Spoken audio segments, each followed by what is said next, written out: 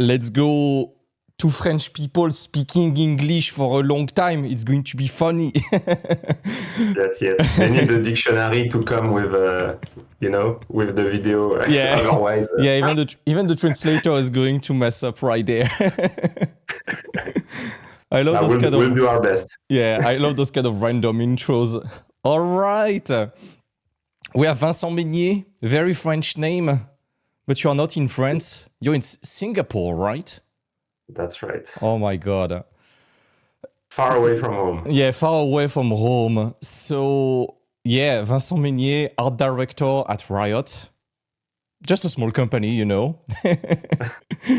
I think I will let you quickly introduce yourself and talk a bit about your career path, because it has been probably a very long journey to arrive there, right?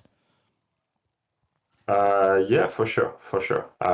So actually, I am in 1 week or two. I'm celebrating 12 years in the industry. 20 years, wow. 12. Oh, 12. I've got a bit. Yeah. I've got a few more years before celebrating that milestone. But 12 feels long for sure. That's amazing. Already. I always loved games as a kid, and I didn't think about going into games. I studied VFX for movies originally in France, and then eventually I was like, you know what? Game sounds pretty cool. My dad was moving to Montreal, and I said, I will follow you, and I will try to get into games. Amazing.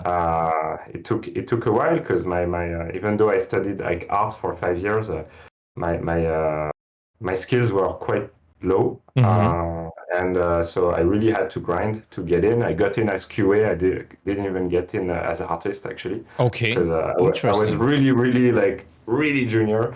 But it's better to get in the lowest door possible than not get in, and then you work your way up, right? Definitely. And I love being QA. I definitely learned some awesome things about game development doing this that I would not have encountered if I had entered as a 3D artist right away. So I'm actually kind of glad. And then I worked a bit all around the world in a bunch of countries and companies from like very different size, like a small collectibles company with 12 people to a Riot, which has I think over 4,000, and kind of everything in between. Mobile games that release in 1 year, or like big AAA games that take 5, 6, 7 years to release. So it's been very interesting seeing a lot of that stuff, and like working with people from all different backgrounds and countries. That's why I love traveling personally. So of course, I miss home, but I've always seen it as a cool thing that I get to travel with this job. Yeah, it teaches you a lot to travel. Yeah. On so many aspects, both you encounter like new ways of doing things, but expands your horizon and makes you see that, the other is actually very much like you. Slightly different configuration sometimes, but that all cultures, if they're still around here after thousands of years, that maybe they got something right. Maybe they got probably one or two things right. They got it right. And but yeah, so I started as QA, then quickly managed to be character artist, and then eventually made it to lead character artist at Riot, associate art director. At some point, right now I do more like character leadership again on League of Legends. But it's awesome, I learned a lot of things that I didn't get to learn on the other project I was on before, 2XKO. So it's actually really cool seeing how a different project, even at the same company, does things. Because each project, they have their own team, their own culture, their own way of doing things. So that's really cool. We'll see what the future holds. But so far, I'm having a great time. That's amazing. And you told me you worked on 2XKO for a very long time, right? Yeah, I was there for 4 years on 2XKO. Dang. And the project's been going on for even longer than that. I think, like modern AAA, it takes a while to get things right. And one of the things that, it requires stamina at Riot, but I respect it, is that they're really trying to get it right. They're not going to release something they're not happy with. And so the team is really like pushing hard, and I think they've got something special, So it's a mindset, that you have to be in to work on the same thing for so long. And some people like this more, some people like it less. But I think as long as you're working on a project with a great vision, which this one, in my opinion, definitely has, I think it's okay. You just gotta keep your eye on the target, even if it's far away. And at least you believe that what you show up for every day is meaningful. Definitely, and it's even longer in production because that's the first time they are doing a fighting game. They are always trying to renew themselves and try something they have quote unquote never done before. So I'm imagining it takes some extra time to even figure out the right balance for the kind of game they want to do. So yeah. Yeah, I mean, there's a lot going on with those games, right? Because also like it's a live game, it's not a box product, so it's like True. there's a lot of different things to figure out. And but personally, like I said, as long as the vision is sound, like I don't mind if it takes a while. I think as long as you work with people that inspire you and you're learning new things, etc., which for me was definitely the case. I think it's perfectly fine. I think what's really rough, is when you work on something for a long time and it gets canceled, like which has happened to me in the past. Like it's pretty. You have to swallow that pill. It's not easy. Obviously, you still take away the experience and all the learnings and like the camaraderie that you built with other great professionals that you get to work with. But it's still tough, right? Like I mean, I think people like work for different reasons. Like I think. And I totally respect that. But me, I work to put a game in the hands of players. Like that's what I really care about because I enjoy games as a player myself. So I hope that my work and the team's work goes towards putting something into the hand of someone, and that hopefully they will enjoy that. So when all that stuff like just goes away because it gets canceled, it is a bit heartbreaking. Like even though the experience is always there and all those things, like it's tough because I'm like, man, like we didn't manage to make someone's day or by giving them something awesome to play. So that sucks always a little bit. Yeah. And especially on long production, it's expected that things are going to change. So yeah, you need that mental resilience that we were talking about last time to deal with that process in general. Yeah, for sure. And by the way, like even though I work at Riot, I'm not on the podcast on the behalf of Riot, right? So I just say what I think, and sure. It's not a company line, but there are a lot of people who are quite resilient about this at Riot. I've been quite impressed with this, and I think it's because like League of Legends, it's been 15 years, right? So there's a lot of people who have that mindset of like being on a live game for a long time and keeping it fresh and everything. Like and now. Valorant is very successful in that regards as well. TFT too, etc. Right? So I'm quite impressed actually by those people because it takes really a certain amount of resilience. Yeah, and a lot of patience. And yeah, I'm already imagining some people watching that recording being like, that person is working at Riot and dropped casually that he got hired at Riot. How did he manage to get hired at Riot? So I think they reached out to me in 2018 for a position in LA, and I did a couple of interviews, and then it didn't go forward. It was for Valorant at the time. Okay. And then 1 year later, they reached out again. I think a friend of mine who was working there saw a position and nudged their HR saying like, hey, just go ping Vincent. Okay. Someone I worked with many years before, a friend of mine. And then they reached out to me again. We're not sure exactly for which position. So at the very beginning, I was not sure which team I was interviewing for. And at the time, the hiring process was quite long. Now it's shorter, but there was a great many interviews. Yeah. I think I did more than 10. More than 10? It's quite involved, the hiring process, but I actually enjoy it because that's me as a candidate. I see like a team that is willing to take several hours to talk to me. It's like they're really trying to get to know me. You know, they don't hire me on a chance or whatever. And also they give me the opportunity to get to know them. Because I always say when I teach to my students, it's like, hey, you're interviewing the company too. You know, like there's companies where it's great to work out there, and there's companies or teams where, you know, maybe it's not that as great. You know, the culture is not as nice. So you obviously want to get hired in a place where you will have a good time. So having or that fits you, you know, because it's not like there's good and bad companies. It's not that binary, right? I would say some companies have a culture that fits more certain people than Definitely. others, Yeah.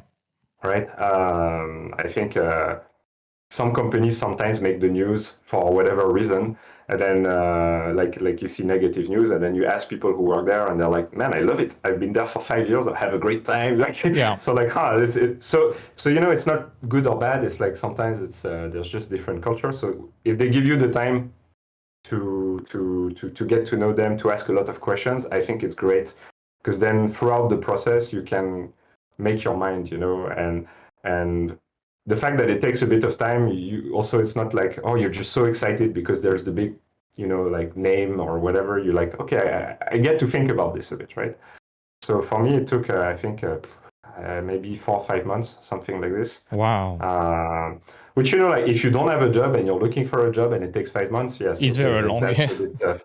But I was working at CCP at the time, and you know, like I wasn't not actively searching for anything when they reach out.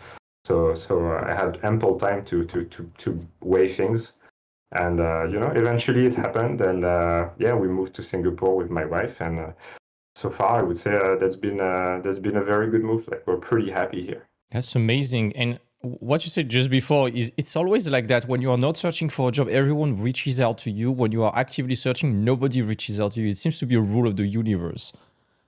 Yeah, yeah, I've definitely seen that happen. Same. For sure, for sure. And it's I don't know. It's this weird thing where from you know, I think a lot of recruitment is like dating, you know, Yeah. and if you see like someone who is already with someone else, it's like it makes them like It perceived means as that you being get more something valuable. right. Yeah. Yeah, you're like, oh, no wonder like this person is with someone and they're great. Then now you desire them more, right? Yeah. And and so I think, like, you know, when companies hire, there's always a bit of ego, you know, and I've seen it even from the inside in other companies where it's like, oh, we managed to hire someone from Blizzard. Look at that, you know, like it's like this person was not looking for a job. We stole them from Blizzard, or whatever company that's very prestigious, right? It's very common. I think, like, there's biases like this, right? So. Yeah.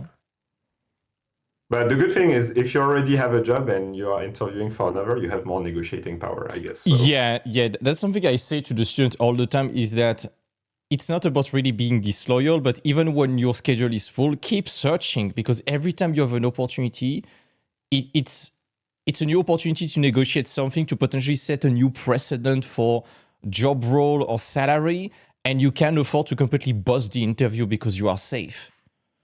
While No, absolutely not. And each interview for me is like, you know, it's like training. yeah, It helps you get better. You know, I I have often accepted to talk to companies even though I was not searching, yeah, or even though the company at first glance I was not super interested in. I've taken interviews, yeah, and it's most of the time it's been very beneficial. Either I get experience, like getting better at interviewing, you know, exactly. or you meet an interviewer that's like a very interesting person, and you're like, man, I was not so interested, but now I meet you, I kind of want to work with you. You seem like a cool person, you know. Or you learn about the company and suddenly you're like, whoa, actually they're doing something really cool. I didn't know about Yeah, that, you know. It's happened to me many times. It doesn't mean you necessarily like suddenly change your mind, quit your job, and go for this or whatever. But maybe you just create an amazing relationship with someone, or you get to meet them again at an event, or 5 years later you will work with them exactly. because it's a small industry, anyways, right? Yeah, So usually when you know people want to talk, I'm usually happy to take the call, even though I say upfront is like, hey, just so you know, I'm employed, happily employed. I'm not looking, but if you want to talk, you know, like I'm happy to talk. Right. That's some amazing tips. And it's really like planting seeds for later. You never know what's going to grow out of that, but you have nothing to lose by taking those calls and meeting those people generally. Yeah, I think as long as you say, hey, just to be respectful of your time, Mm-hmm. I'm not looking for a job right now. If you Mm-hmm. still want to talk to me, I'm happy to talk, but if, you have 36 candidates lined up and Yeah. you're trying to manage the schedule of your interviewers where you're going to slot those interviews. And yeah, I'm happy to, give up my spot. but yeah, as long as you tell it out like it is respectfully and everything, like people usually react pretty well and it's fine. Yeah. That's amazing. That's an amazing tip and probably an amazing clip. Like hiring is like dating, you know? Man, it really is. It really is. Like as much as, there are like good questions and good answers, it's like It's it's a a seduction game in it's a many ways. relationship, Like, and you have to seduce the employer in some way. Yeah.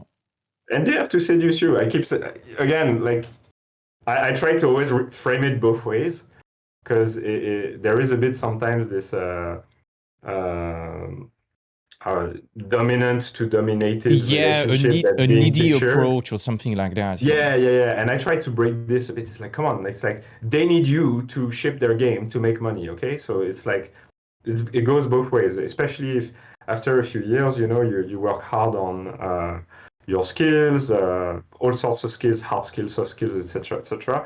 You build yourself to be a desirable person, you know, and at some point also you will see if, and I say you, not to you, but to anyone watching, right? It's like when you are involved in hiring process, how desperate you will be to find great candidates, because it's all the time. And man, I was thinking, when I started working for companies which had a bit of prestige, it's like, oh, now it's gonna be so easy to hire people.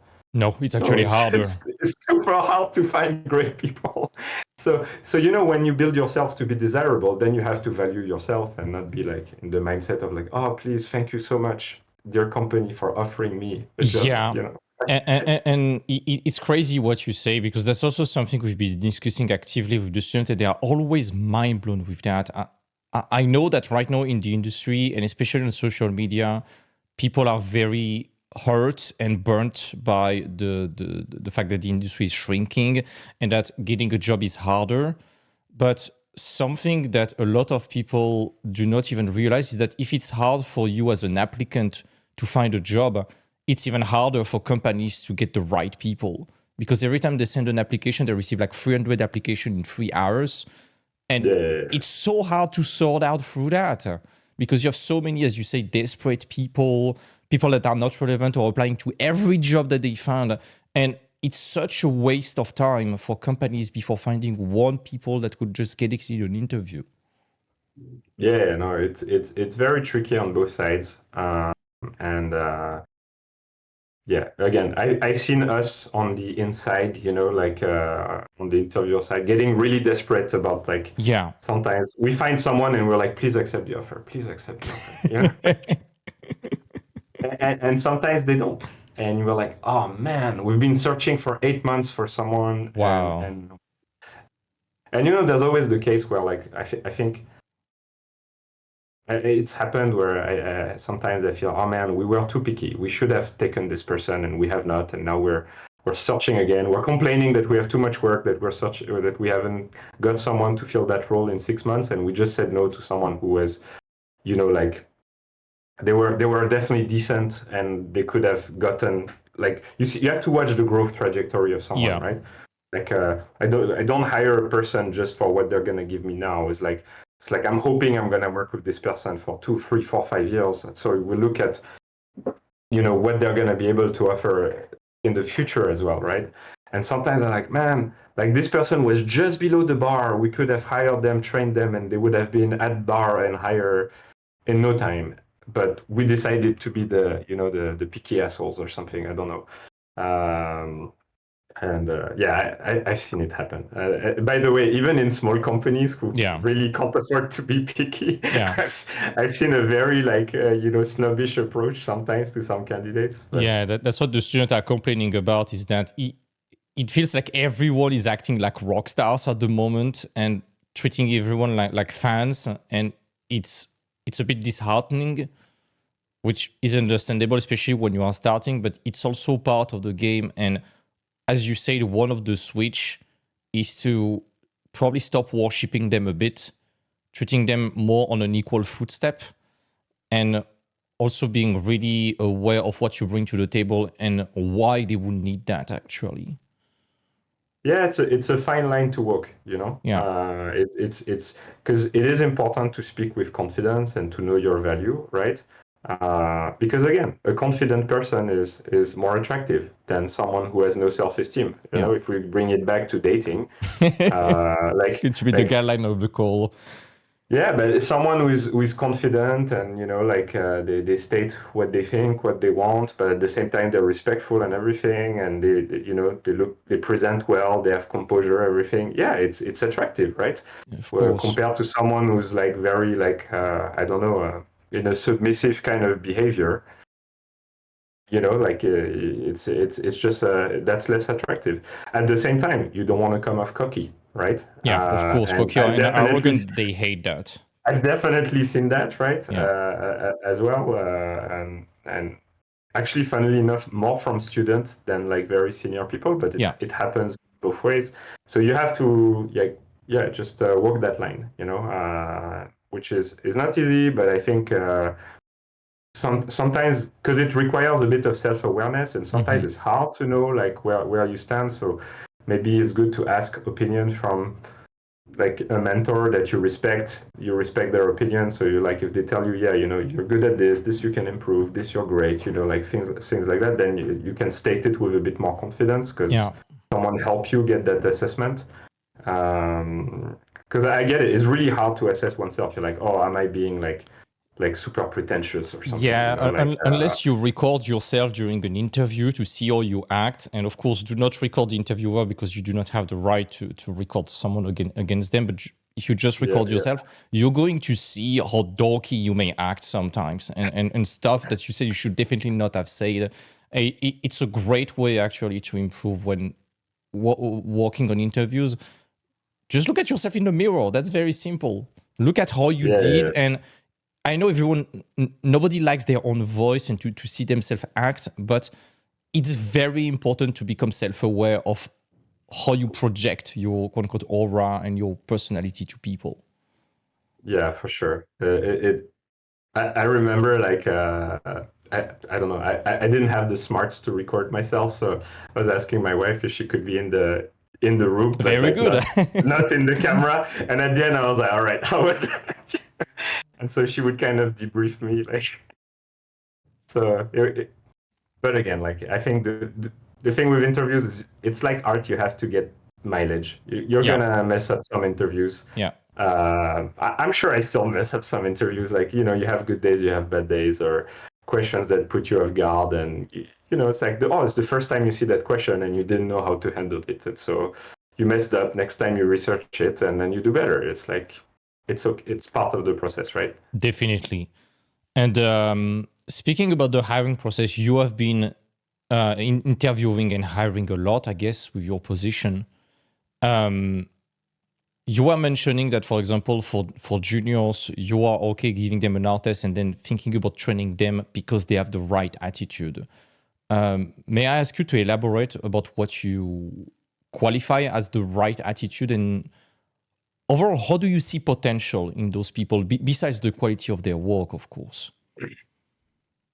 Yeah, sure. To give a bit broader context is me when I was trying to get my first job, I was very often hit with those art tests, and I had the feeling that they were very I understood the point of the art test is okay, we send the same art test to a bunch of people, that way people are supposedly on an equal footing and we see how they do, and then we have the interviews and stuff like that, right? And I think art tests have many many failings, in my opinion. first of all, people are not on an equal footing. Some people are working, some people have families, some people are not working, they have all the time in the world. Some people will ask for help outside. Some people, I've even seen cases of outsourcing the art test, things like that. And at the end of the day, an art test is not representative of how we work in production. In production, at least, in more often than not, you work in a team, and I'm talking in-house, I'm not talking as a freelancer. Of course. But in-house, you work in a team, and you will regularly get feedback, ask for help, and that is true at every level. Right now, I'm working on something. There are parts where I'm struggling. I'm asking for help. Like every other day, I'm like, hey, can you look at this? Can you tell me how you would do it? Blah, blah, blah, blah, blah. Because if you don't, you have to figure it out yourself, which usually takes a lot more time. Of course. And even like the greatest artists, the big stars that get like, I don't know, like how many 100,000 social media follower, whatever, I see them going to ask for help. Like, there is no pride in saying, oh, I did it all on my own. At the end of the day, you still do the brush strokes, right? But having the fresh eye of someone competent who hasn't tunnel visioned on something is just extremely valuable. Yeah. And when you do an art test, you don't always have this. You cannot see how the person will behave in production. So I've seen some companies like say, okay, like send us the work, then we give you feedback, then you have to rework it, things like that, to try to introduce like that kind of mimicry of a feedback loop inside the art test. But I still think is very far from the reality. And then I've seen a bunch of companies that say, oh, you do the art test first, then we interview you, And I find that, doing an art test, it depends from discipline to discipline, but character art, I've seen companies ask people to do full characters. Like I've been asked to do full characters. It takes like, a lot of time to make. They send you like 1 month of work full time for free, You should do for free, yeah. Yeah, and then and like, oh, we won't interview you in the end. And I'm like, wow, you can't even spend a couple of hours of your time, but you're saying I should spend like, like 4 weeks or something. It can be quite disheartening, Yeah. And so I understand that if you're a student and you just get out of school and you don't have a job, you can afford to take an art test like this. I'm not saying you shouldn't, but I do find like it's an ask that's a bit unfair, in my opinion. Yeah. Of course, if they're willing to pay for the art test, which is very rare, but I've seen happen as well, I think that's okay, because at least it's like, okay, we're asking you for a lot of work, but there's some respect behind that ask. Does that. But then, so having gone through like all these like pretty disheartening art tests sometimes, even though I succeed some, I failed others, I think the experience was often like, it's very heavy, the investment you have to put in, and you don't know, sometimes they give five other people the art test. It's like, it's like you feel like you're in a competition, in an arena, And I've also seen, the worst I've seen is we give 5 art tests, but actually there is no position. It's just to see if maybe we have a position that open in 6 months, maybe we hire someone. That's dirty, By the way, there was in no other company that I named today so far, but I've seen it, and it's disheartening, to be honest, the lack of respect. So I'm not a fan in general. So what I do with juniors is I look at the portfolio, and if there is a clear gap in the portfolio for one skill that we really need for this position, I like to send a test that is very specifically targeted at that. Great. Right? So and I think it should never take more than a few days. So I can give an example from someone who I hired in the end, and who has been one of my best hires. It's an artist who had amazing high poly skills. They were like great textures, things like that, but I could not see any topology in their portfolio, And so I asked them, I was like, okay, this piece in your portfolio, can you do the topology with this specific budget of polygons, and I give you this amount of days? Are you okay to do this as a test? They said yes. It was like 2 days for them. And I just received the one thing I was missing for. And I was like, okay, yeah, great. And it was fine. I interviewed them before, by the way. Like I didn't send the test and then interview. Of course. And then it was fine. So that's the way I like to test. It's more like if there is a gap, especially for people who have been in the industry for a while and they have a bit of a track record. So you're like, I'm not gonna challenge your resume, if you've worked on a bunch of games that have shipped and you have a reputation or something like this. I think it's a bit insulting to test exactly. people. It's very offensive. Yeah.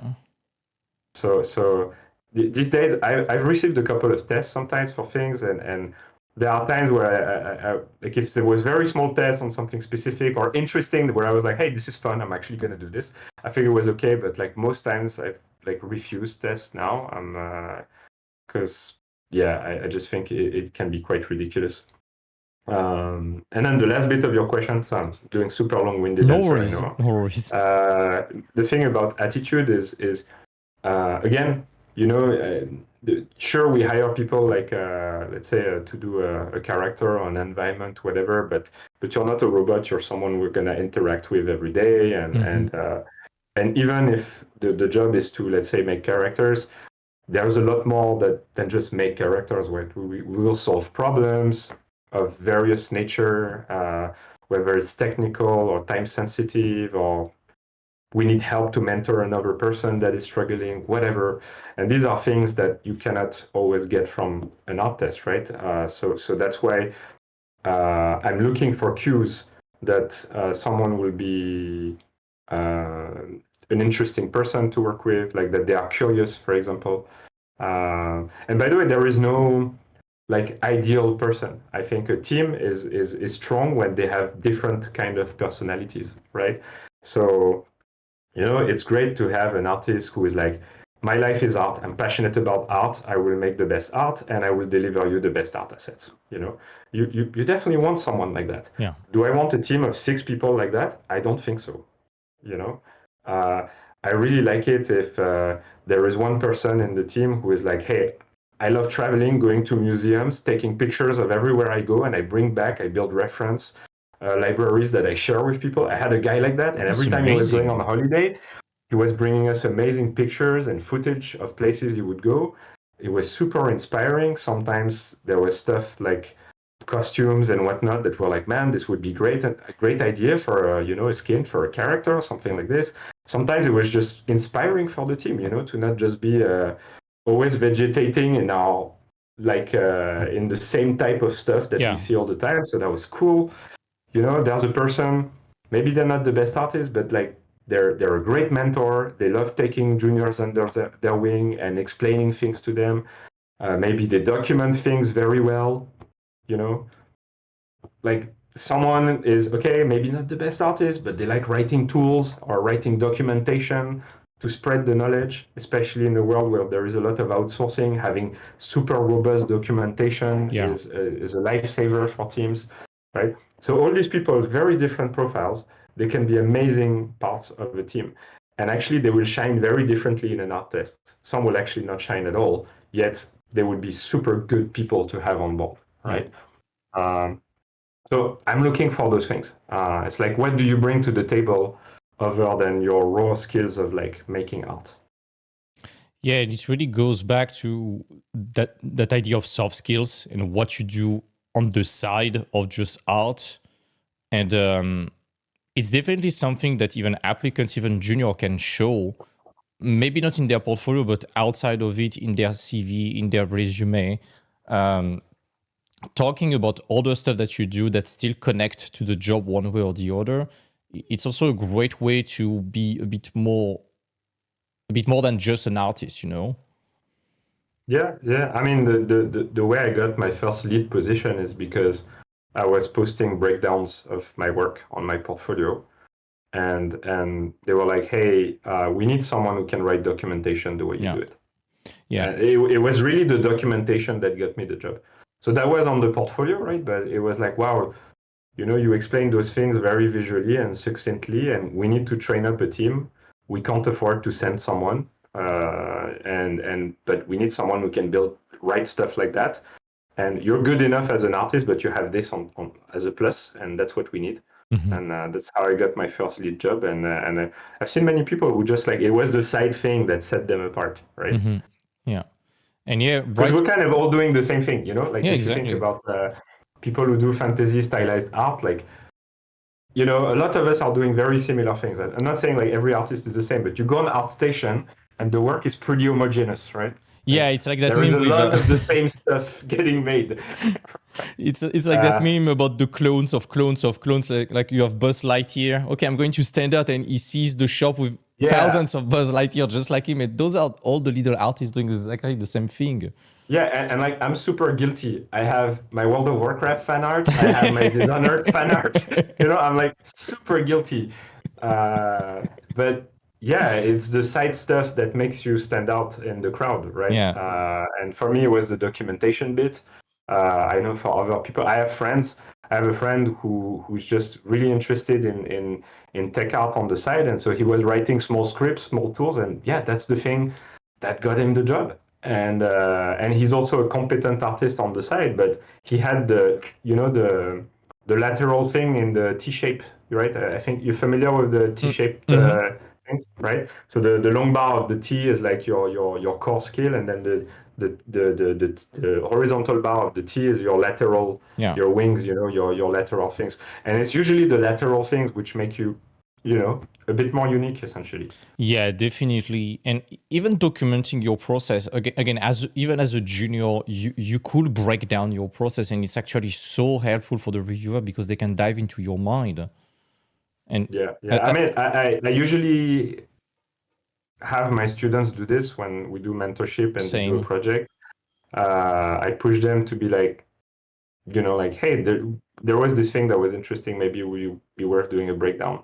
And the pushback, you usually get is like, oh, but this is not new.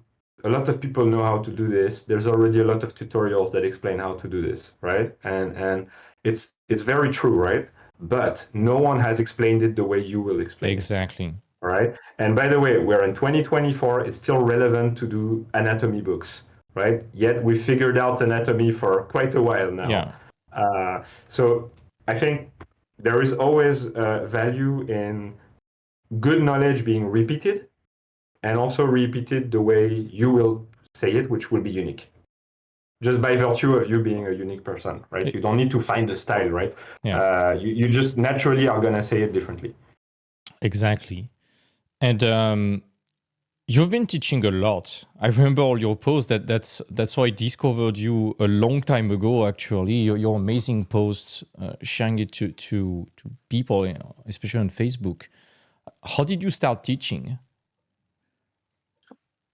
How did I start teaching? I think a while back, I was really active on forums, like ZBrush Central and like ZBrush France, actually. There was a French ZBrush forum where there was a very lovely community there. I think it's still there. I'm not active anymore, but very nice community. And so I would post a lot there. And I think someone just DM'd me. They were like, hey, I need someone to show me stuff. Could you do it?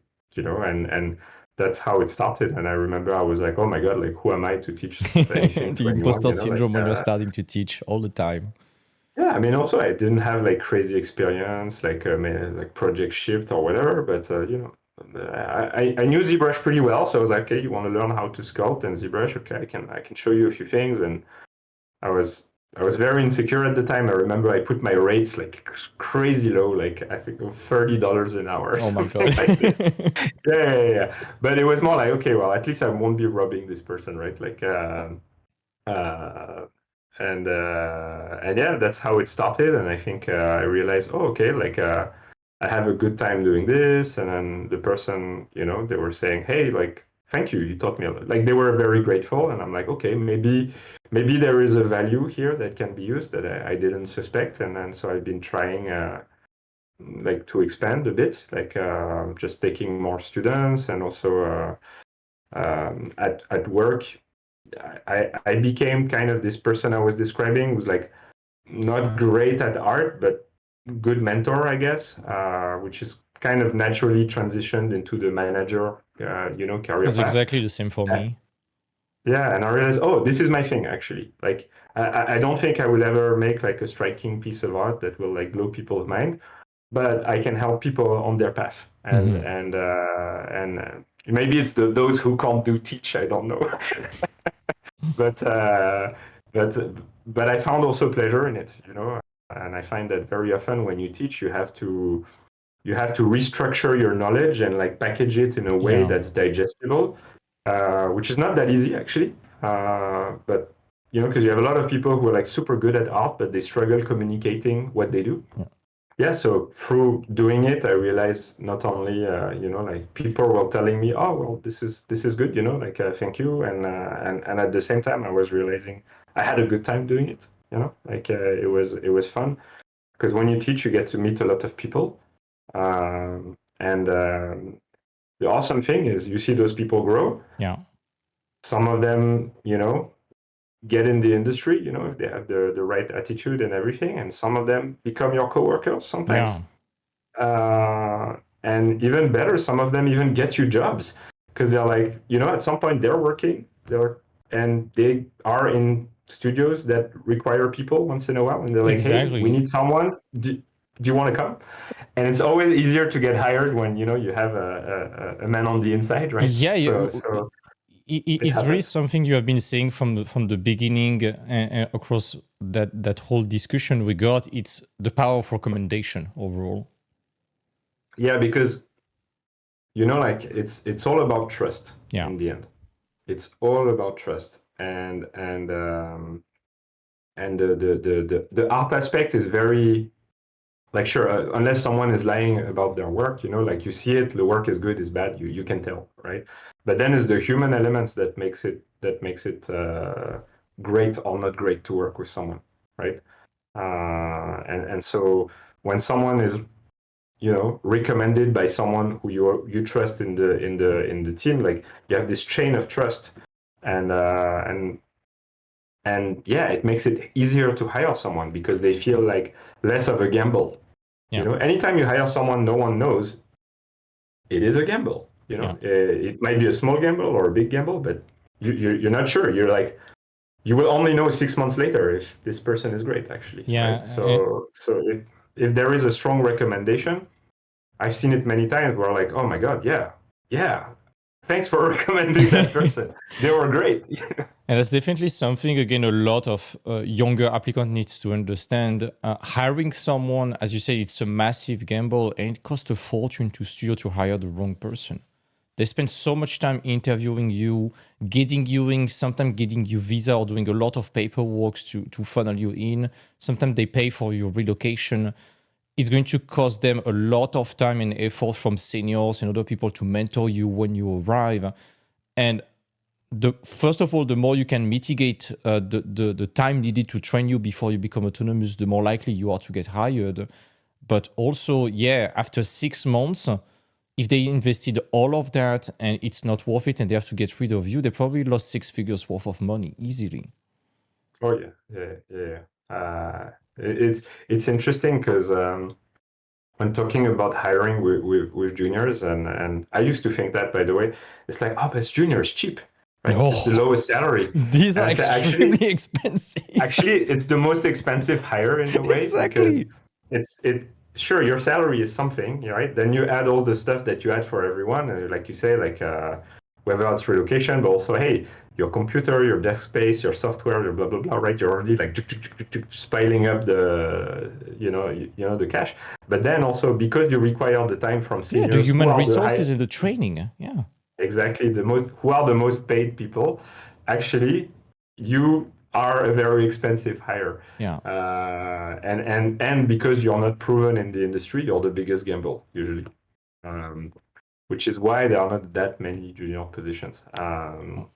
At the same time, not to cause insecurity, but to give people a bit of confidence. Because I've seen people getting hired and I'm completely freaking out, like, oh my God, I'm gonna fail, da da da da da da da. And I certainly felt that way, like I think when I started at Riot, like the imposter syndrome was through the roof, right? Especially places where there's gonna be like so much like world-class talent and stuff like that. And I think his friend that told me, like, man, they spend so much time and money to you need to trust extend them. an offer to you. You need to trust them, actually.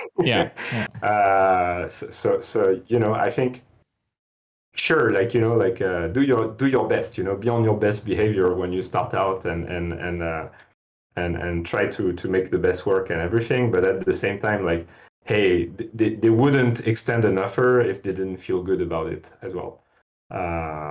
Usually when companies have big doubts or whatever, they don't make offers. Like, they would rather wait than make an offer they're not confident in. Yeah. Because they know the price of making a wrong offer, which still happens sometimes, right? Yeah, definitely. And you are not the only one who talk about that. The different studios I've been getting in touch with to funnel my students, they are always saying it's the same. It's so risky to hire a junior. It takes so much time and effort. And also they are starting, so they have no track record of if they did the work properly.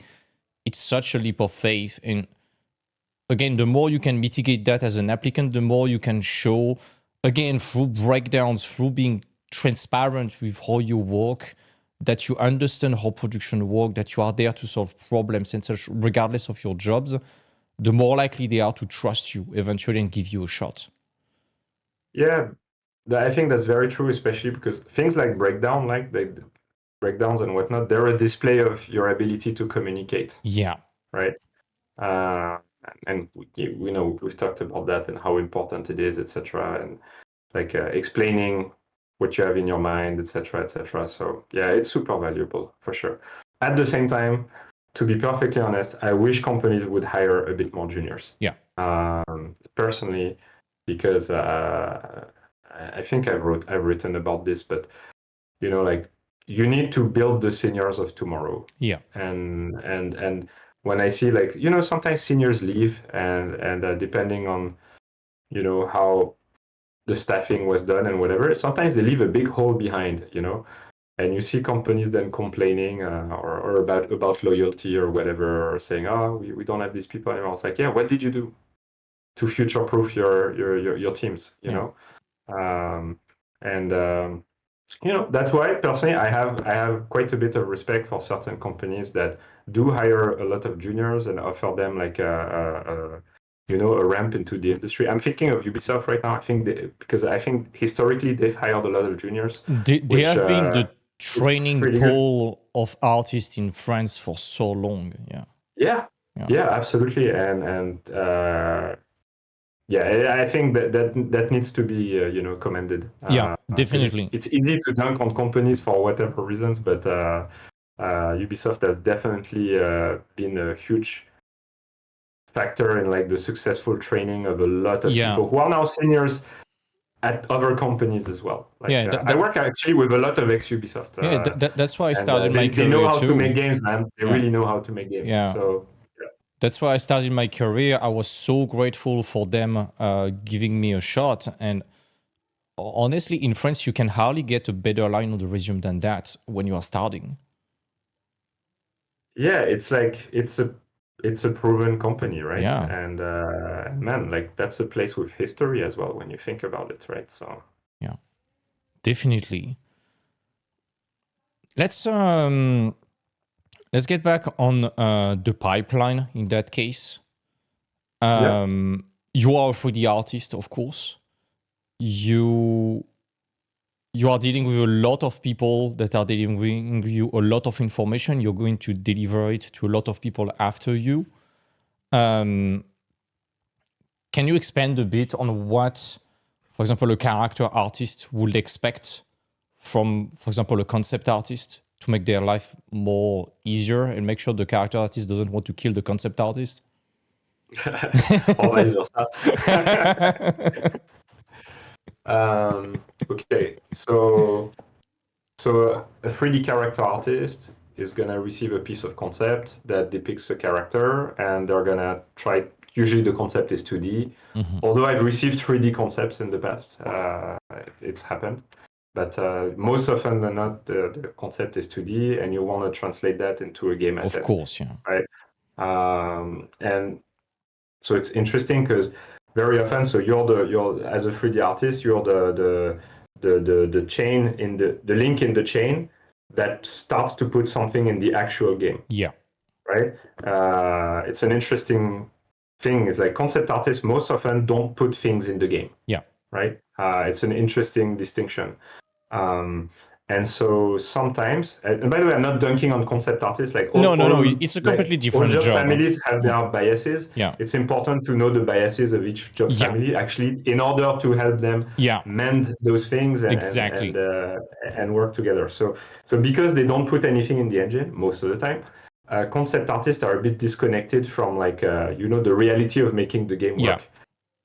And so they do need to have a strong, I think, handshake with 3D artists, and I would say also with maybe even more technical people like riggers and TAs and whatnot, in order to understand not necessarily the consequences, but how their work will be interpreted.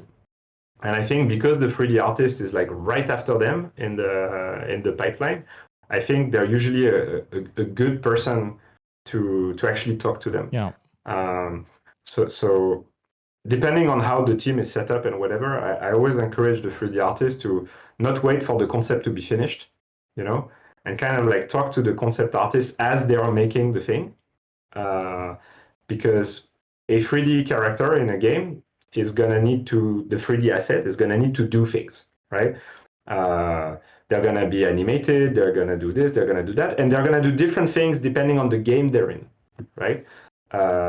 If you're building, I don't know, characters for a game where the character needs to be able to jump and lift their hands, the rigging requirements might be different because you will have hands going high up in the air and have a lot of stretching in the armpit area, whatever.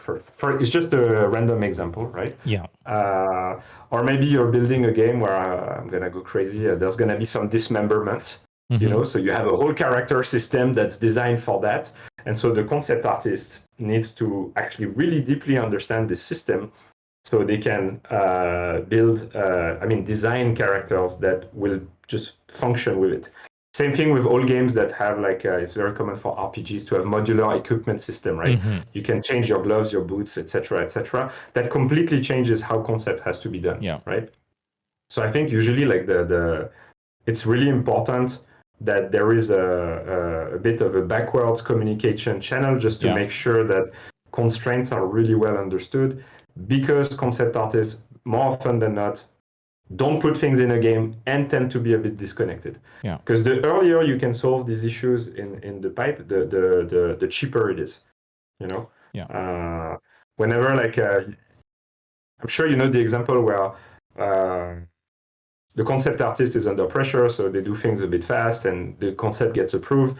3D artists receive it, and they're like, "Oh, but this area has not been resolved." Everything, right? Right, and so and very often I will hear someone say, "Oh yeah, but a good 3D artist is able to fill in the blanks." And I agree. A pretty senior 3D artist has some design sense, and they're able to fill in the blanks. There is the reverse. There's definitely the reverse of that about concept artists. A good concept artist gets the 3D artist to not have to guess anything. So I always try to say okay, think big picture, and always what that means is think about money. What's the cheapest way? Is it to solve it in 2D or in 3D? Exactly. It's always cheaper in 2D. And it's not about whose responsibility it was. No, it's about saving money to everyone. It's just about hey, if we save money on these things, maybe we get to do more characters. Maybe we get to do a second pass on our characters and polish them more. Totally. It's all about delivering a better game to our players, right? So yes, if you have very senior 3D artists, they will be able to fill in the blanks. But again, in our world today, where, for example, we have a lot of outsourcing, and sometimes teams can be disconnected across location, across time zones, things like this. The less figuring out there is to do when you receive something, the easier it is to just execute autonomously and pass the character to the next person. So I would say try to remove as much guesswork as possible from your character. I think it helps a lot, But I would say, as a 3D artist, don't wait for the concept to be finished. Go talk to the concept artist who's working on the thing. If you can, if you're in the same location and whatnot. and tell them what's going to be useful for you, what's going to be hard to figure out, what you can actually figure out easily, or help them spot things that sometimes get get missed, etc., etc. Essentially, be a team. Don't be a factory, right?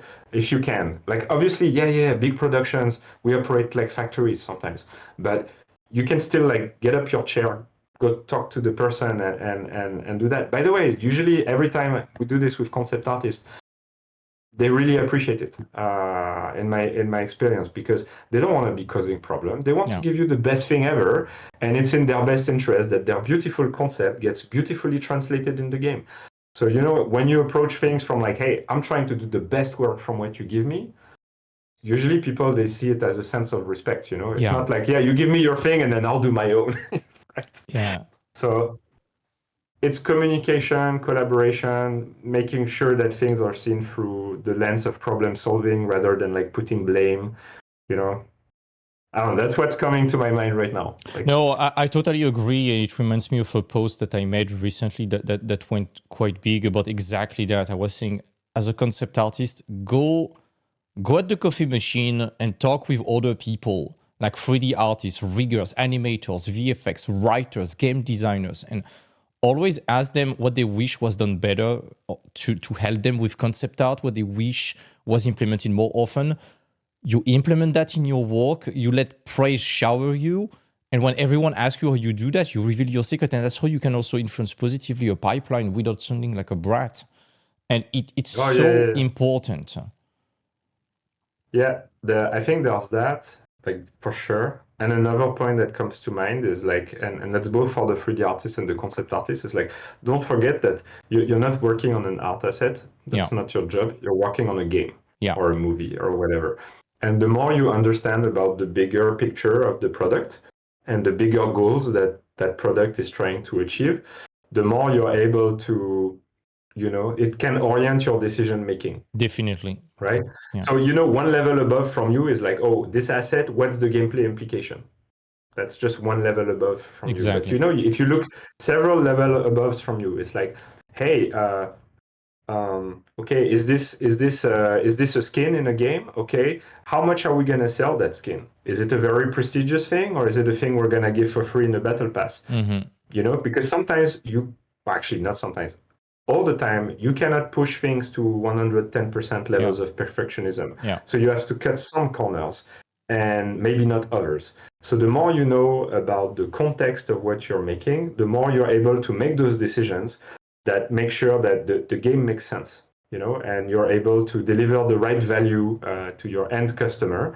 And your end customer is not your lead character artist, is not the art director, it's the player. And you want to make the best game for the player, essentially. Definitely.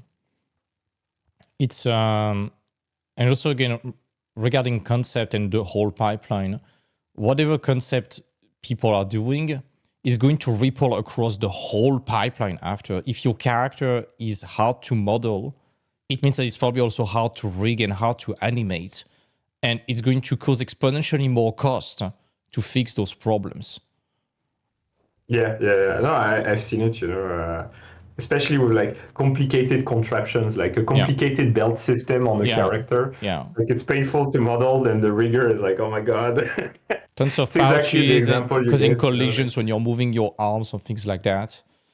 Yeah, but usually like this is just solved by taking things early enough, and I think companies who have a healthy dev culture, they look at things early, way before it's like final or approved, and they're problem solving at that stage where things are more malleable and more cheap to change.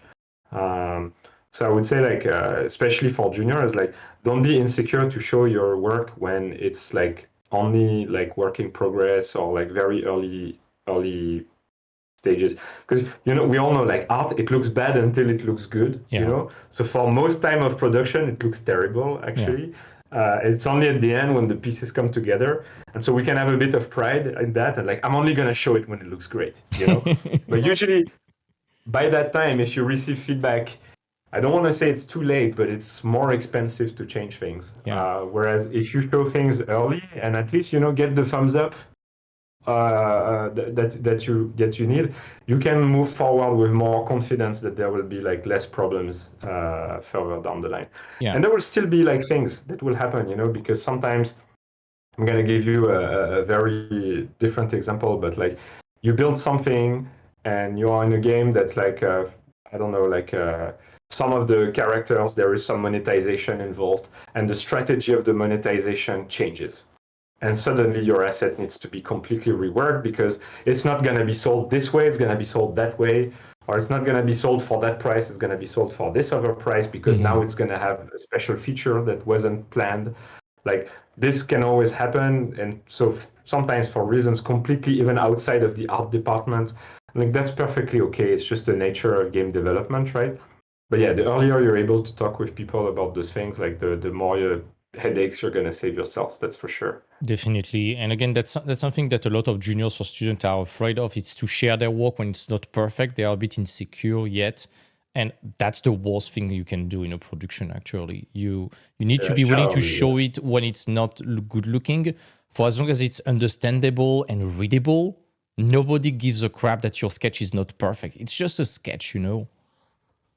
Oh yeah, and like again, especially when you're working with experienced people, it's like they know. They know, They're yeah. not judging you. They're not judging you. They know. You know, it's like it's fine. Yeah. Uh, All right. We've been covering most of the bullet point that we had very fast. That's impressive. oh wow, okay, yeah, that's true. Yeah, it's been an hour. Yeah, I wanted to just get back to the fact on working with very long production cycle and the potential changes that it involves in the production, the fact that you will see turnover and the resilience it needs. May I ask you to elaborate a bit on that? The turnover aspect specifically, or like the overall resilience when working on very long projects like that, especially it's typical from AAA studios, especially when they are building like a new IP from scratch.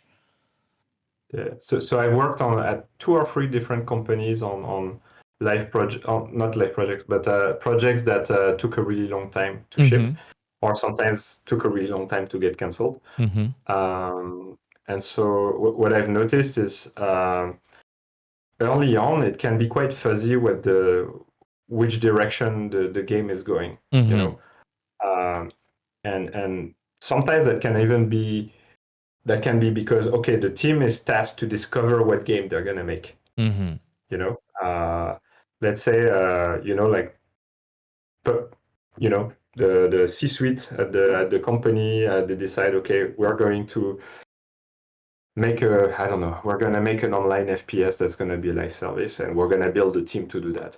That's still very vague. It's a big space, right? It can be a battle royale, it can be a hero shooter, it can be whatever, right? And so a team will be charged to prototype a lot of things and explore, etc. And so it can be a bit difficult for some members of that team. Of like, I'm working on stuff and I don't know where we're going, you know.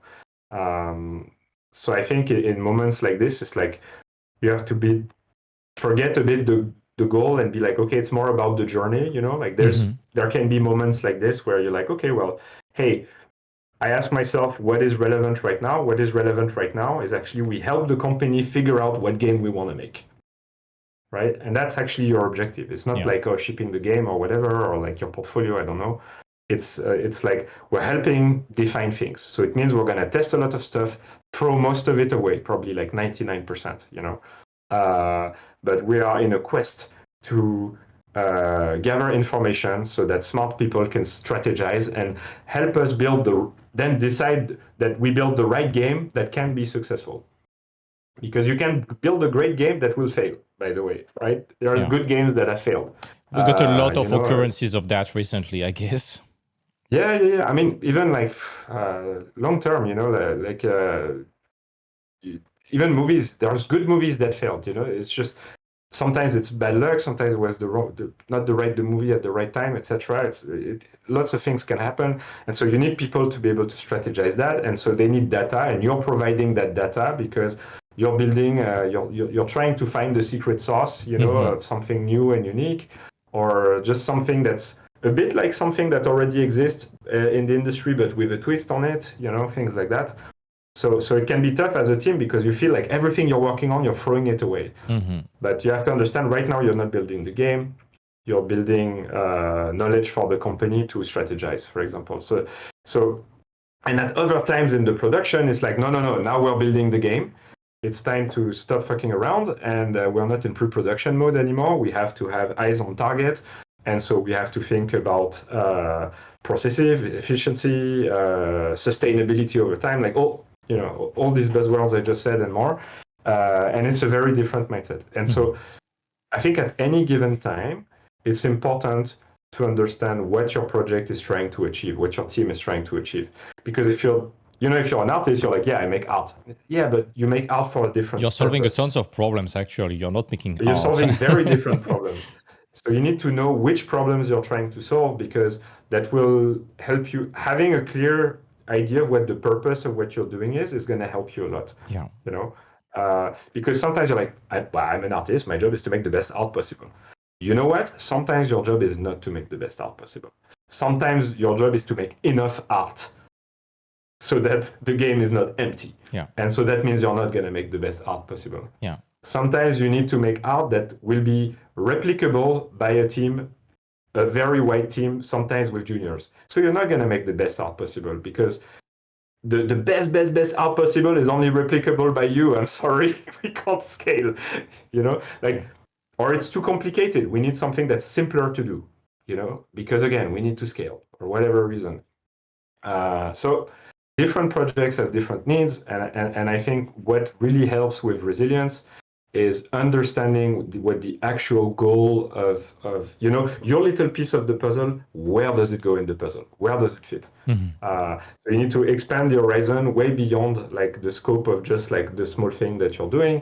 And I think a bit like the whole discussion about concept artists, 3D artists, things like that, a lot of that is like, hey, talking to other people in other departments, but also, like paying attention when the executive producer or the creative director is talking about vision and things like that. Yeah, it's not just buzzword. It's like they're actually trying to convey like what mindset the team should be in at that moment. So I think that's pretty important. That's something that helps me, when things can be tough, because whatever is difficult right now in the present moment, I look at, okay, what's the big thing we're trying to work towards? Yeah. It can be very varied, actually. It always gets back to that idea that you are not at a job to flex your skills and show how well you can produce your stuff, but you're there to build a product. You're there to fit in a production. You're there to help the next person after you. And you really need to be aware of where you stand also in that chain, as you were mentioning. Yeah, I think that awareness is very important. And I like to simplify it to say like, okay, like, you need to understand how your team wins. Because not every team wins the same way, not every game wins the same way. And so you need to have a bit of an idea of that. And I think you would be surprised, a very senior dev sometimes, they're clueless about how the team wins. They just execute extremely well the thing that they do, but they're not fully aware of the broader context. And I think even at a very junior level, having a right understanding of like how the big thing wins is going to help a lot. And by the way, you can ask your lead, yes, sure, as a junior, like, or maybe even as a senior, sometimes you don't have access to all levels of information, right? Because information gets filtered down, right? So sometimes, leadership doesn't do the best job of communicating to the team certain things that can happen, right? So I think it's always good to be curious and be like, hey, okay, I know I need to make art, blah, blah, blah, right? But as a project, how is it that we are reaching like our next win, like the next thing? Can you just explain to me so I get it, I don't think this question will ever be met with, contempt or anything, because it shows that, hey, like this person is trying to think outside, beyond their small box, and you can really tell, some people, I've seen artists being like, hey, we're a very small team right now, but we're building something that's going to be a very big game. So that means we're going to need to hire a lot. Should we have better documentation practices? Because it feels like at some point, if we open the floodgates and hire, we're going to be overwhelmed and not be able to train those people. I was like, oh, that's a great idea. So that's just an example, but there can be all sorts of things like that. And that's to tie to your early question. That's how you deal with turnover: is you document very, very well. Because especially on long projects, you will have turnover, and you will have turnover at every level in the hierarchy. You will see, you will see juniors leave. You will see, like directors leave as well, and so it's important that the team is able to keep track of what they're trying to achieve and also how they're trying to achieve it. And in the end, like, I know a lot of it comes back to documentation, which especially early on when the team is small, and people can go stand up and go to talk to someone's desk, they feel it's useless to document. They're like, oh, why would I document? I can just explain quickly. Yeah, at some point you won't be able to do that anymore. Yeah. Like the team will be too big, the team will be split in different locations, different time zones. And if you have to train each person one by one, like a mentorship, like that will become your job and you will not be able to do anything else. Yeah. Turns out you have a lot of other things to do, right? So I think that's one way to deal with turnover. And by the way, I've seen it at multiple companies. A key person leaves, they never documented anything, and suddenly the company loses a huge chunk of know-how. Mm-hmm. It's like, we had this system, it was amazing, no one knows how it works, the guy left. Like, and that's how you end up taking 6 months to find the right person after. And that's how you have desperate companies. Yeah. I mean, it's crazy. And it's even crazier on live games, like imagine games like, I don't know, like World of Warcraft, or can you imagine, or League of Legends, something that's like 15, 20 years old, like EVE Online, like games like that. A lot of the developers today are not the developers that kickstarted that project. So the knowledge loss is a reality, actually. Yeah. So having really good culture of like knowledge sharing as a company not only is vital to the survival of the games, but even like if that one game has been successful, it's very likely you're going to try to make other games, right? Mm-hmm. And so then you're going to have separate teams with separate ways of working. And sometimes people will jump from one team to another. So a great company culture is like those individuals from separate group, they have forums where they can, forum, it can be like a presentation, a wiki, like communities, things like this. Well, they can share knowledge between projects. It's super valuable and it's tons of fun, like I just switched projects recently at Riot. I'm having such an amazing time seeing how the league team does everything, because obviously the game is very different from 2XKO, right? But it's possible because there is this great documentation and it's easy for me to learn without having to bother people all the time, right? Because they've got stuff to do, so. Amazing. It's, I just wanted to conclude on something else. You mentioned working for a long time on those big projects, and you mentioned those big names like World of Warcraft, EVE Online, and yourself being at Riot. Last time we discussed about that notion of dream job. And would you mind elaborating a bit on what you would advise people, especially young artists, regarding the relationship they should have with their dream job? Because I don't know, I'm pretty sure you saw the same thing amongst your students, but some people, let's say they want to work at Blizzard or Riot or any massively prestigious company where the spots there are extremely expensive and everyone wants to go there, and they are making themselves sick to their stomach not being there yet, and they are beating themselves up, and it feels like, tell me if you felt the same, but it feels like they joining that company is becoming their identity at the detriment of a lot of other stuff, and they are turning almost a blind eye on everything else that is good in the industry that could be equally as interesting for them. You see what I mean? I've seen it a few times. Okay. We can go into why, but it's definitely a losing strategy, right? Yeah. Which is it's a bit of a sad thing, but it's very understandable, why prestigious companies are attractive. Of course. And there's tons of them, and certainly I remember. I was like that, and to some degree, there are still companies today where I see what they're doing, and I'm Of like, course. man, I'm so impressed. Yeah, I'm of so course. impressed. Like right now, if you ask me what Remedy has been doing with Alan Wake 2, what Machine Games with Indiana Jones, and obviously Larian with Baldur's Gate, I'm like, wow, this is very Yeah. impressive. Like it's very, very impressive. I have a ton of admiration, and and I remember very much myself being like, okay, like Blizzard and Riot are like clear goals for me, like clear targets. Um, so maybe I can talk from the perspective of like having achieved that goal. Yeah. I think the concept of dream job, it can. First of all, I think your dream job changes as Yeah, you go definitely. Yeah. through stages of your Yeah. career. Uh, I mean, I'm still like super happy to work at Riot, but I would say like don't.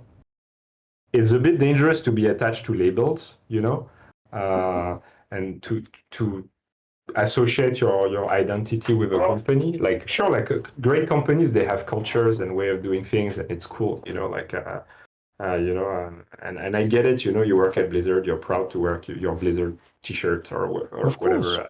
I'm certainly happy to like wear my Riot flag sometimes, but at the end of the day, these are companies who are building products, and they have a culture, they have goals, etc., etc. And it's great when they align with you, and it's amazing, thinking of myself playing World of Warcraft for almost 10 years, and the idea at some point that I could work on it, like things like that. Like it's very exciting, and I don't think anyone should not have that goal. Of course. Like it's a cool goal to have, right? Uh, but that goal is like it's a major milestone in a career, right? Which I think. I'm going to take a super average number. It will be more, it will be less for other people, but maybe that goal for someone starting out, it's like 10-year goal, like you reach a 10-year of career. And again, some people reach later, some people earlier, some people never, and it doesn't matter, they have a great career anyways, right? So please don't hold on to that 10-year number. It's just like a average realistic goal. It's a very cool milestone in one's career. It's like, okay, you've reached the top, congrats, you work at Valve. Awesome. And I get it. It's a huge sentiment of pride. It's you get to contribute to projects which are very exciting, not only because of the craft bar they require, but also like knowing your game is played by 10 million people or 100 million people. It's so exciting. It's like it gives weight behind the work. Sometimes I'm working on something and it's hard, and I'm like, yeah, but man, it's worth it. A lot of people are going to experience this, so it's worth the sweat. That's cool. I totally get it. And I don't think anyone should forego that goal. But it is a major milestone. It's not the first step on that, that elevator, And you need to there's a enjoy lot the of process. smaller goals before that. And I think also, like, if you reach that goal too early, sometimes you're not kind of ready for that goal. What's next? And you might fuck it up.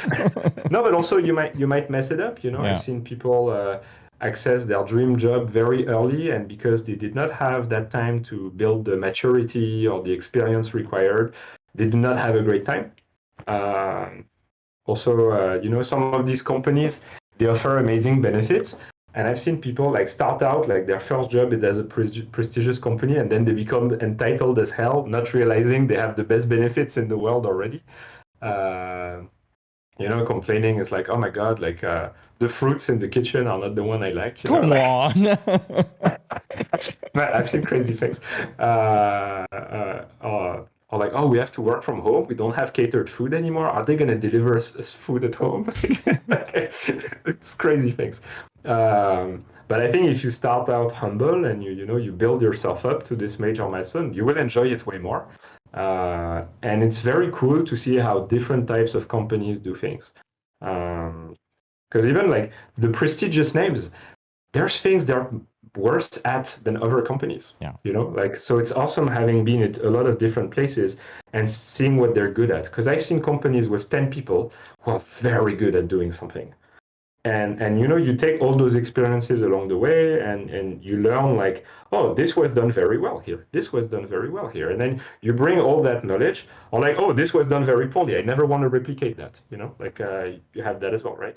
But you take all those learnings, and I think once you reach like this like prestigious milestone of making it, to Sony Santa Monica or to Rocksteady, like something like this, you get to appreciate it more, right? Because you've seen this range. I think it really helps like appreciating like being there, putting it in perspective as well. Sometimes it helps with the disillusion, because people think they're gonna walk into Disneyland and they're like, oh, it's another company, there's politics, some people are great, some people are not great, some projects get canned, some stuff get greenlit even though nobody believes in it, and then you have a game that fails, whereas everybody could have predicted it, things like that. You will see all sorts of things, even in the prestigious companies, right? And sometimes even the best people make bad decisions, and it's terrible, I mean, I'm a decision maker at my job. Sometimes I make terrible decisions too, like no one has like a foolproof track record of anything. Yeah, nobody is perfect. But so I think not getting hit with that disillusion too hard really helps. So yeah, and then you're like, okay, maybe you look at, oh, what's after? You've reached your big name company, you enjoy it, but is there maybe something else for you later? Like, I think that's perfectly fine. I don't know. I think it's more fun if it's very cliche to say enjoy the journey. It's not all about the destination. But yeah, I don't think like, I think it's very cool if you join a prestigious company and you enjoy it so much you want to stay there forever. But it's not the end goal of everyone, and it's not the end goal of everything. So it's perfectly fine to reassess your goals. I think at the end, the dream job, it should be a job where you get to work on something meaningful, you get to learn, and you get to work with nice people, and you are compensated fairly. Yeah, it's very close to the ikigai thing, I think. Yeah, exactly. It's like, if you're having a good time, you're learning stuff, like your colleagues treat you well, the company treats you well, like that's already a lot to ask for. Maybe that's the dream job right now. Definitely. It might not be the end game, like that definition will change, but it's good for now.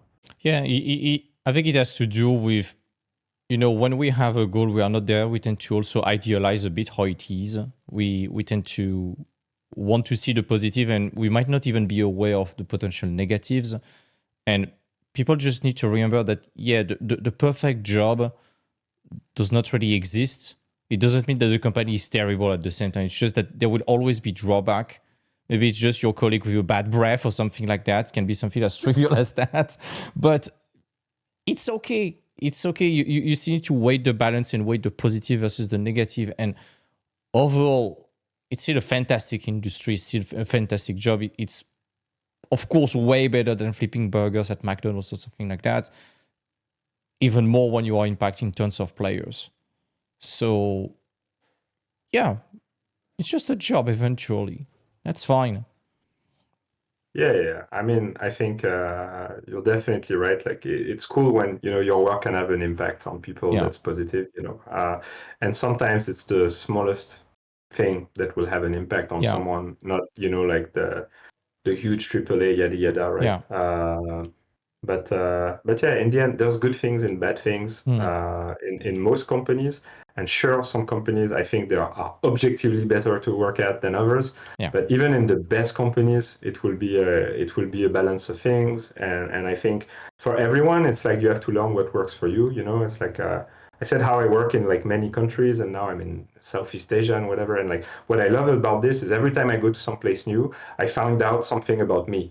Like, I find out, oh, actually, I really like this. I don't like that, etc., etc. And so as I get to find out things about me, I get to kind of plan ahead and be like, actually, you know what? I think this is the country where I like the good things a lot. I don't dislike the bad things so much. And so I would love to settle there one day.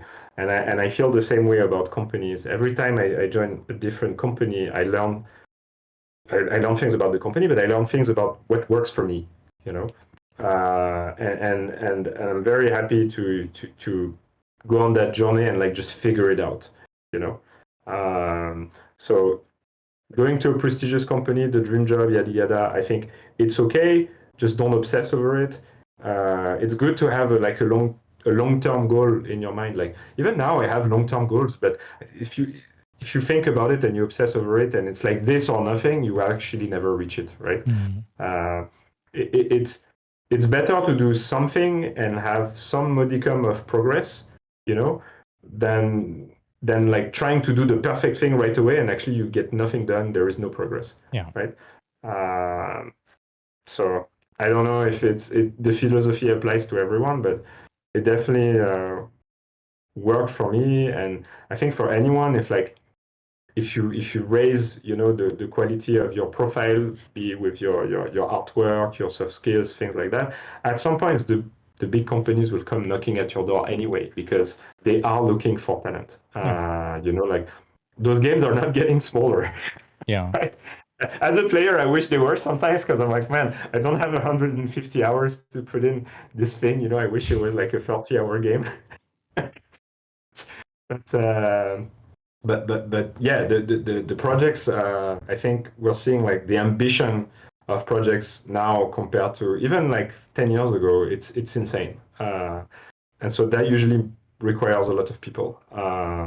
Like even with like all the you know, the advent of AI or whatever, it still requires a lot of people because there's always new problems to solve, like new things to do, and also it's a competitive industry, right?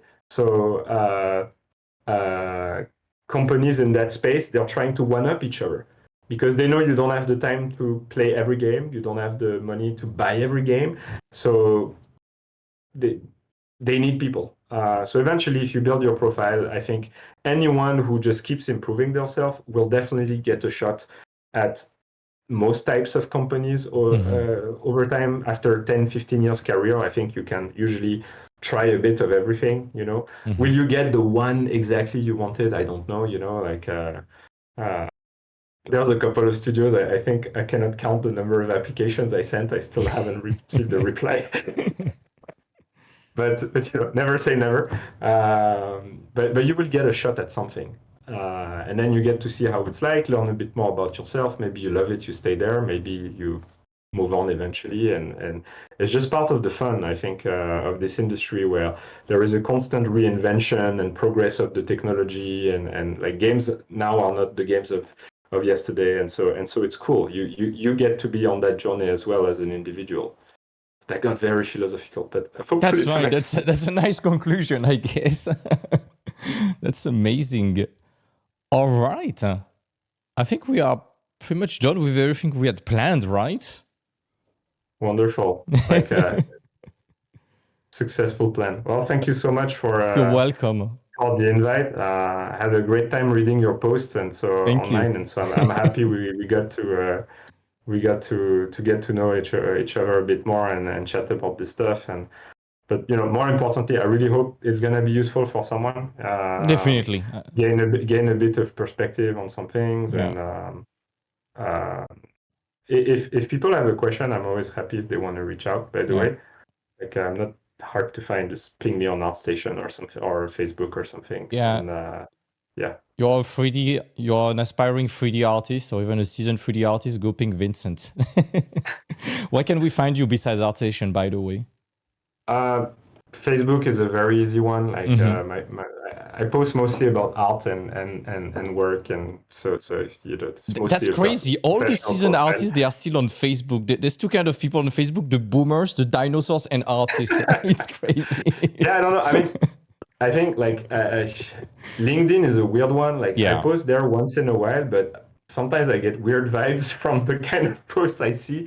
Where I'm like, you know what, Facebook is very like fake corporate sometimes, and I prefer to either be authentic or shut up personally. So that's why I keep my posts on Facebook for now, and so people can reach out easily there. Or ArtStation. Instagram is v.menier is my handle, and I also do career mentorship, so for artists in general, so not just specifically 3D character artists. But there's a lot of awesome advice available for free, so I don't want to like plug too hard. But, That's fine. You can plug stuff, no problem. That's also the goal. Amazing. Just one last question out of curiosity. Is there anyone you would recommend for a future podcast? Let's see. Yeah, maybe my friend Gael Kirschenbaum is an amazing individual. Okay. Yeah. I mean, there's quite a few more. It's just I know a few people who like to stay quiet. I'm like, are they gonna get pissed at me if I drop their name? Putting them in troubles. But yeah, my friend Gensi Bucheli, who's a lead character artist at Sony in Montreal, like he's an amazing, inspiring person. Okay. So definitely that guy. Amazing. So yeah, here's 2 names for you. I'm going to ask you to write those names, but that will be a pleasure. Yeah. I know it's not that easy. You put them in troubles right there. That's fine. Sorry, guys. All right. Thank you so much, Vincent. It was amazing. Thank you. Have a lovely whatever it is when you watch this, people. So it's the weekend right now, so good weekend. But yeah. All right. See you Have guys. a great day.